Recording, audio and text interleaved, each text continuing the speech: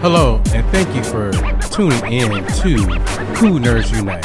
I'm Roger, and I have my friend here, Mr. Aaron Steele, a fellow Jedi Master. The Force is strong with us. Hi, Roger. How you doing? I'm doing quite well. How about you, Aaron? I'm having an all right day.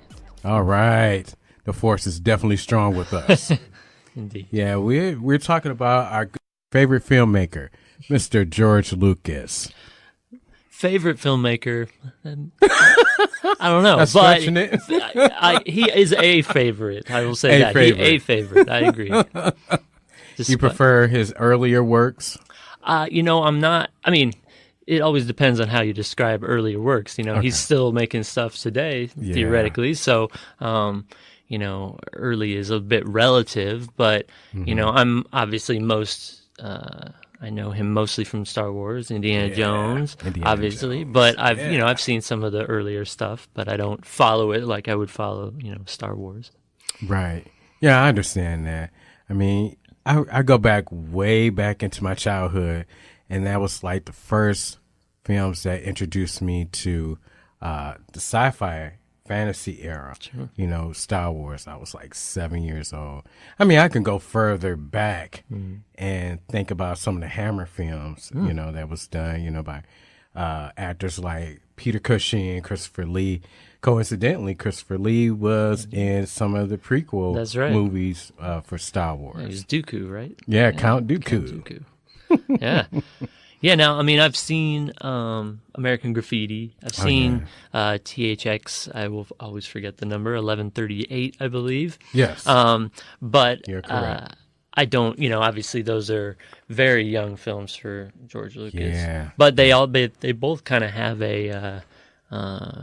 you can see his work in Star Wars, Indiana Jones. You see him doing the same types of things as he goes, even into the prequels, for Star Wars too.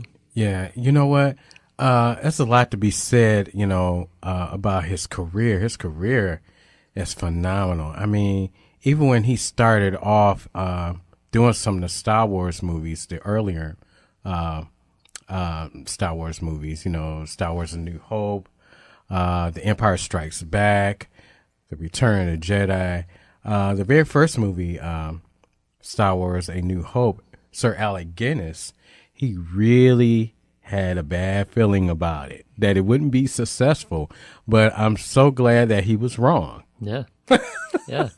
Alec Guinness, amazing actor as is, to put his talent into, a science fiction movie on a relatively unknown director at the time. That's I think that says something about George Lucas, that he can convince, those actors to do that.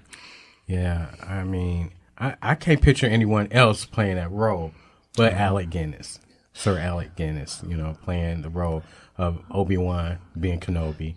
Yeah. Could you? No, not really. It's hard, it was a formative time of my growing up.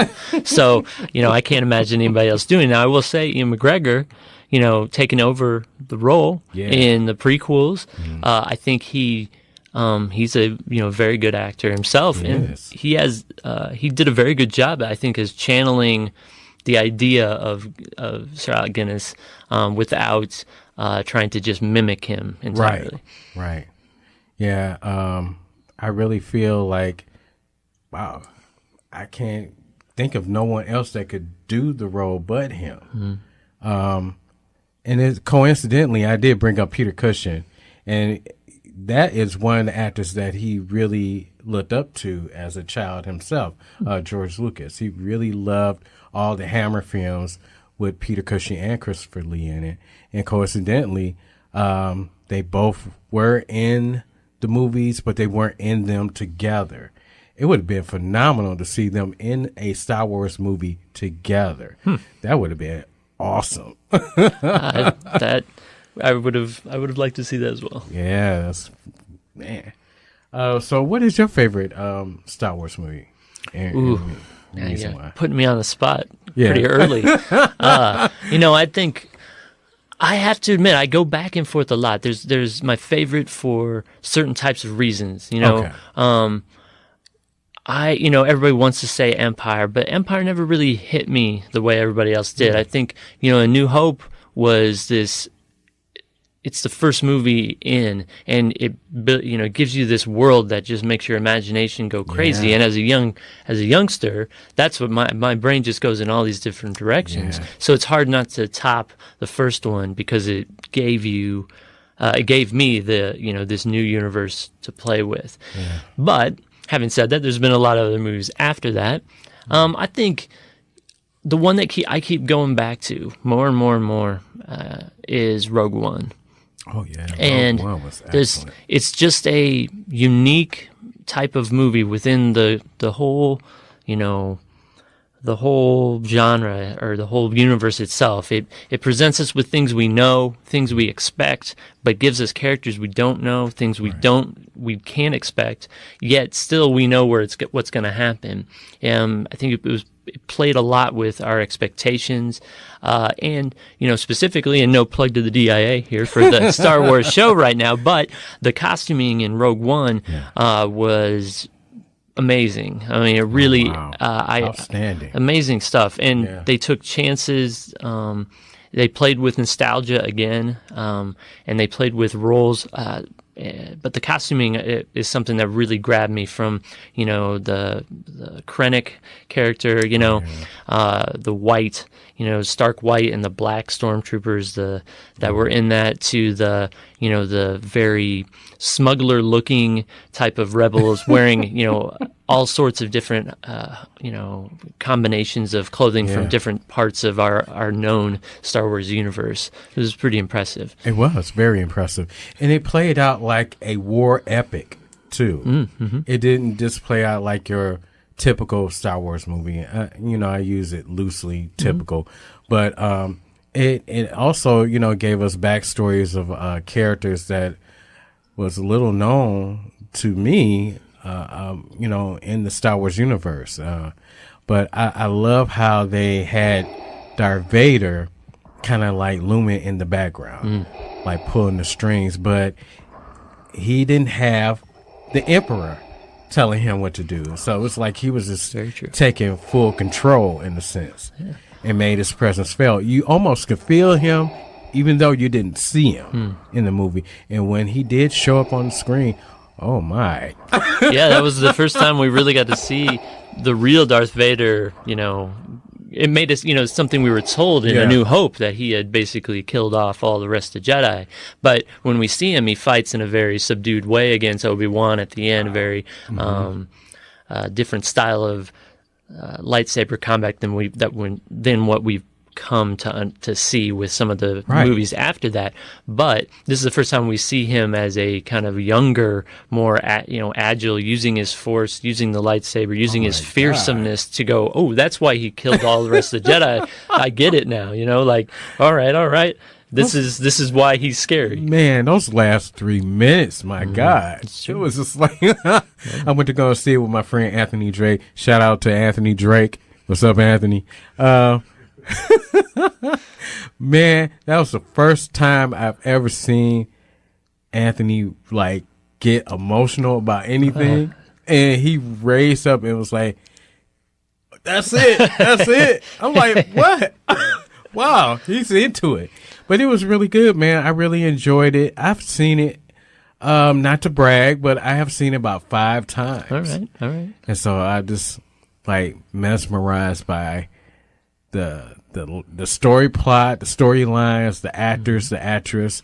The direction was phenomenal. I really enjoyed it. Well, and I think you hit on it with Vader a little bit. Is it showed a ferociousness in Star Wars, which we hadn't seen really. A no holds barred, killing main characters, and a ferociousness of Vader, I think, was part of that too. Like, this was not for kids. This was a mean part of the Star Wars history, a brutal, and something that it took the deaths of all these people. It made A New Hope feel more important. It makes all the rest of the films feel more important because of they put that kind of care and brutalness into the story, which we haven't really seen anywhere else. I mean, I'd say, in number 3, you get some of that at the very end where Yeah. the formation of Darth Vader and Emperor coming out from the shadows, but it's still unfortunately, some of those prequels don't have the writing and acting to back up the storylines that they were trying to put in my opinion. I totally agree with you. And coincidentally, Revenge of the Sith was the movie that made Steven Spielberg cry, because to see the transformation, Anakin Skywalker becomes Darth Vader. And he was filled with emotion. He cried. Wow. Yeah. That was no disrespect to Mr. Spielberg, but I thought that was I was waiting for it, all those 3 prequels. I was waiting, and it just never hit me. It didn't. I don't know if I'm not going to blame that on Hayden, or I'm going to blame it on Lucas for the writing or what, but I wanted to feel it more, Yeah, me too. I did. But I don't know. So I get that moment was really important, but I think it just wasn't, the films just weren't, they just weren't written to unleash your emotional interest or emotional reaction as much as maybe Rogue One or Empire Strikes Back, even I agree Return of the with you. Jedi. I agree with you 100%. Do you think if Leonardo DiCaprio would have been, in that role of Anakin Skywalker, because originally George Lucas wanted Leonardo to play the part. Leonardo said no, because he didn't want to be typecast. Wow. I think he would have brought like a whole different gravitas to the whole role. What you think? What you think, Sound Lord? Aaron? I'm not gonna. Oh, okay. I thought you were over here laughing. I think that Hayden was an interesting choice. I don't think he's a bad actor overall, but I think he was given a role that I don't think he recognized what it was going to be, and I think that even Lucas didn't realize how much he needed to write for a new young actor like that to get the most out of him. It wasn't just the story being told. We needed to feel it as it went, and he invested a lot in Hayden, and I just think Hayden needed maybe another 5 years to grow that part. Wow, 5 years. Yeah. I see. Wow. I mean, now you look at Hayden, some of his stuff, it's not bad. I mean, he's not a bad actor, in my opinion. I agree with you. But 5 years, I guess some of the movies now that he's in, it's been more than 5 years, actually.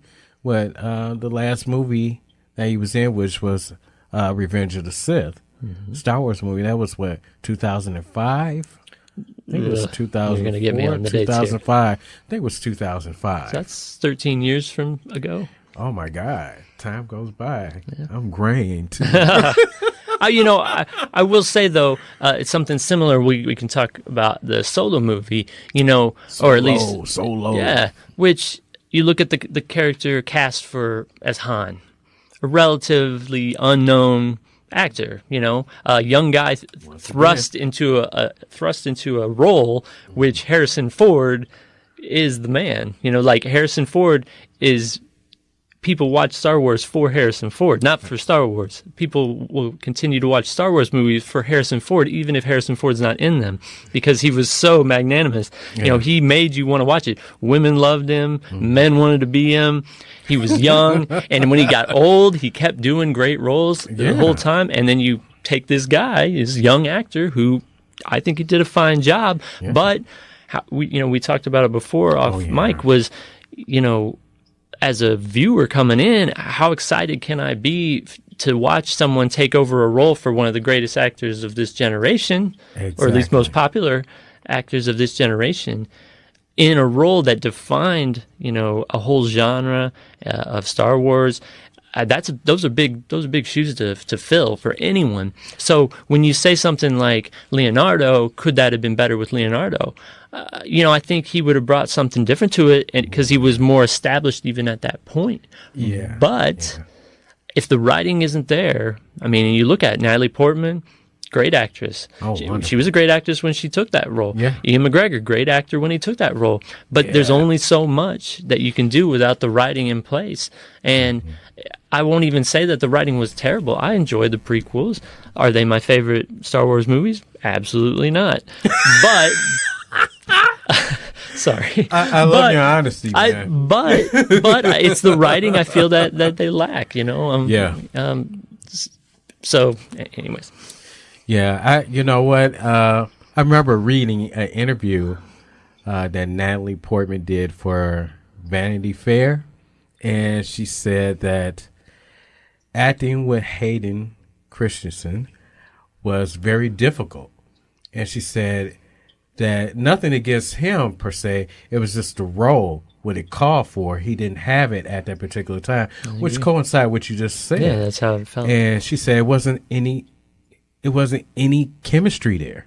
No chemistry at all. Yeah. And she said it was very difficult to do most of the scenes with him. And, she's sorry that she said she apologizes for feeling that way, but, that's how she felt, at that time. No, I think that's right. And I think that's always difficult with young actors. Yeah. And I'm sorry, I'm going to forget the young man's name from the first movie, the child actor who played Anakin in the first movie. He's the guy from Sixth Sense, the kid from Sixth Sense. He played, oh my gosh, big head. Haley Joel Osment. There it is. Right there you go. Yeah. Of the Osmonds. Wonderful. Thanks a lot, Sound Lord. That's right. But sometimes you get a Haley Joel Osment, and sometimes you get a Jake Lloyd, and sometimes you can overcome that with good directing and good writing, and sometimes you can't. And I think this is one of those instances where that whole first movie was so childish. There wasn't a lot to that movie. It really didn't give an opportunity, I think, to the actors in it. Yeah, I agree with you. And you know what? Jake Lloyd, he went through a lot of scrutiny because of it. And as he approached his teen years, he was teased a lot in school. And at one point, the police had to arrest him because he was drunk, and they didn't realize that he also was schizophrenic because they were trying to arrest him, and he began to have an outburst, and they didn't realize that he was also schizophrenic. And I wonder if that was brought on because of him being teased, all the way from his childhood to his teen years because of his portrayal of Anakin Skywalker. Sure. I think that's a whole nother podcast on child actors and how they deal with it. But great idea. I believe that I think he went to Carmel High School, which actually I was a coach at briefly way back in the day. Small world. I know. I don't think he was there when I was there, but the force was strong with you even then. I am from Indiana, so anyways. So wow, that is just amazing. So now we haven't talked at all about Last Jedi or Force Awakens. Oh, that's coming up. All right. Best believe that's coming up. But so what do you think that's going to happen in terms of? Do you think Disney is going to maybe have a merger with Lucas and maybe do some more films? Because from what I'm been reading, I don't know how true it is, but he's been thinking about coming back and doing some more films. I hope they would. That would work for me. I think there's something to be said for Lucas's vision. Right? Yeah.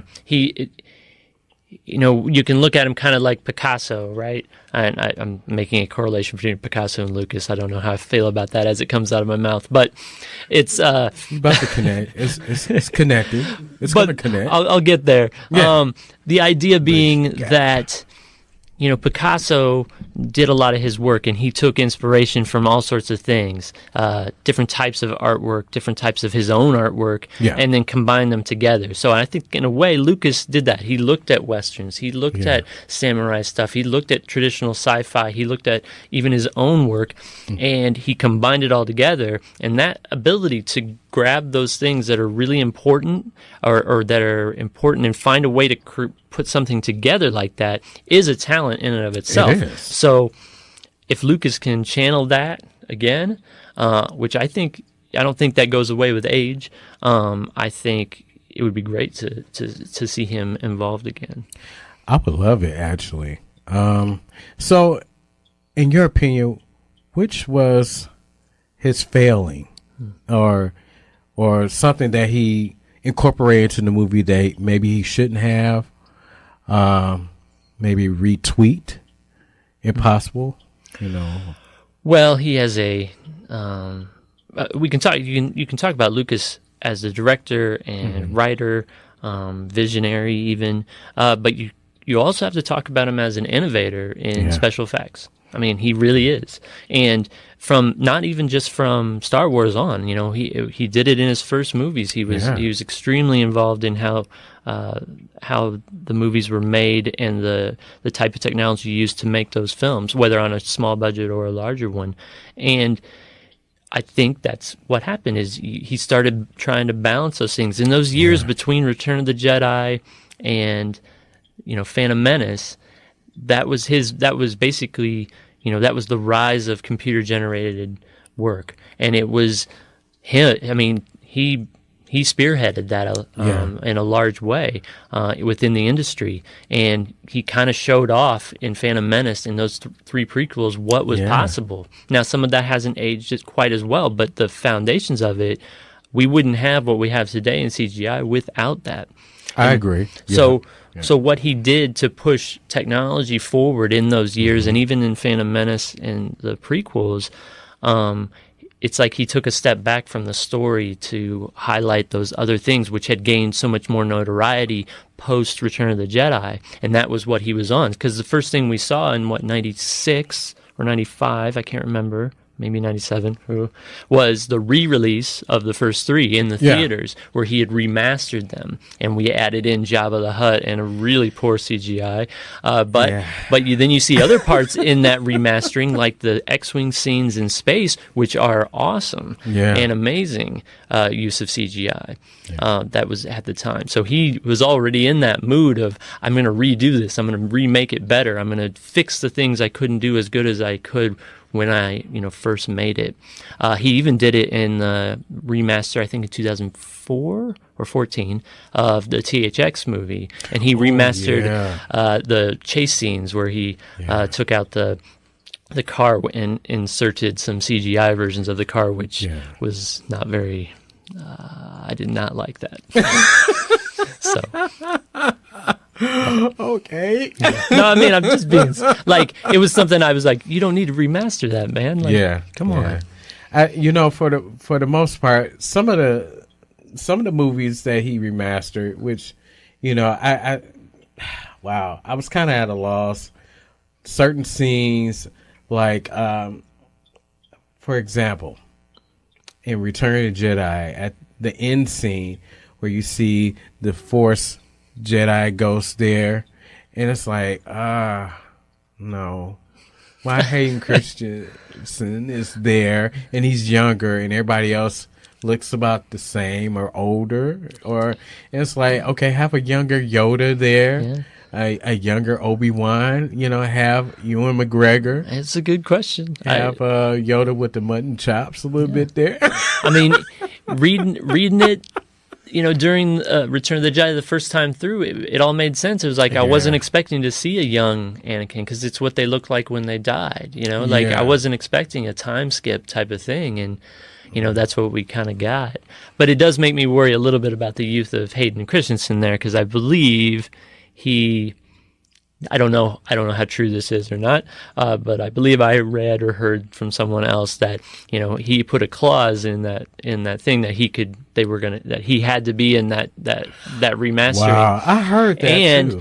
He had to be in the Darth Vader outfit when he gets it at the end of the Revenge of the Sith. So that's really him. Yeah, and if you look, you can see how thick the soles of his boots are in Darth Vader. When he gets up, he doesn't quite look proportional, right? Because I believe it is Hayden Christensen in there, and he fought real hard to do that.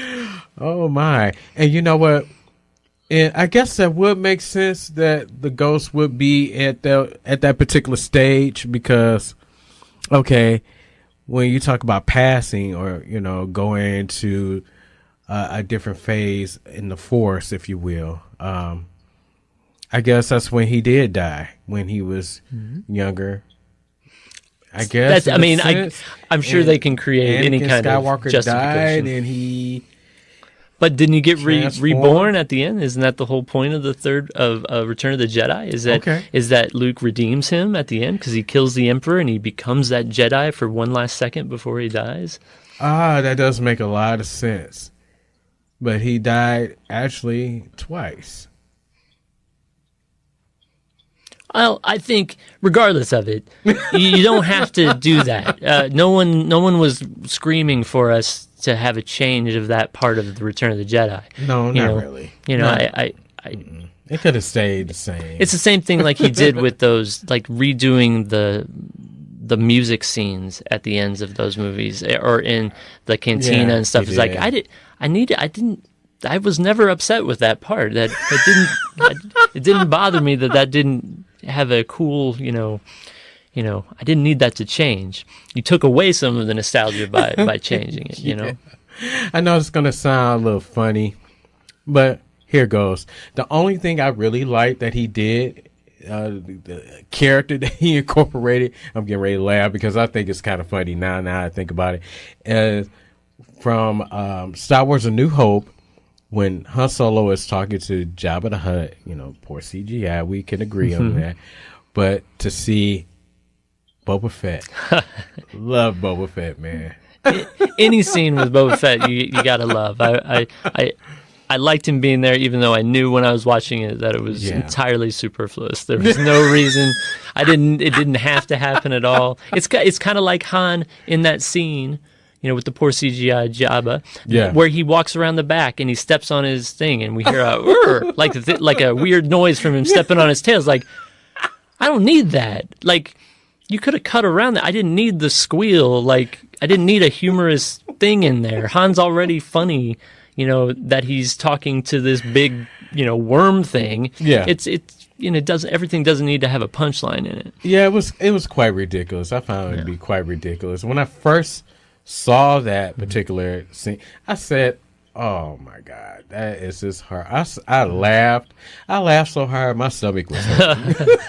I love seeing that scene though with the original Jabba actor who was just wearing that big, like hairy shirt and kind of a big fat guy. I was like, I like Jabba, but I kind of wanted to see what would the third movie have looked like with that dude in it, instead of the big, the big worm guy in the first movie.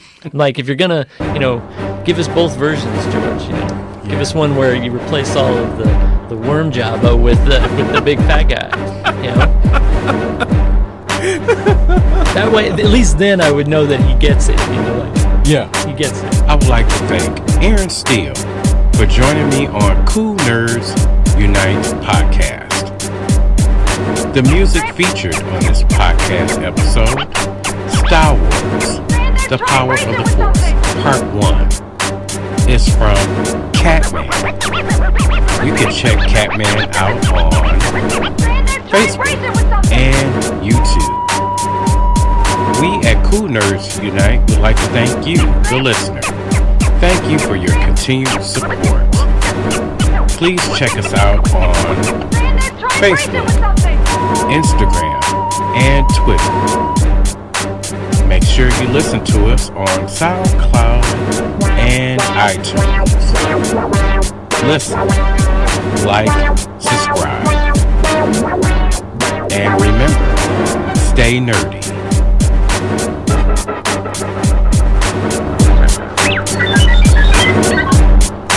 Thank goodness they haven't found them. Where could they be? Who's it calling?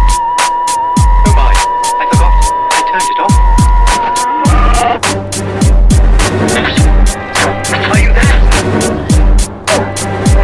We've had some problems. Will you shove them up in the main? No, I would smash them up at the potential level, will you?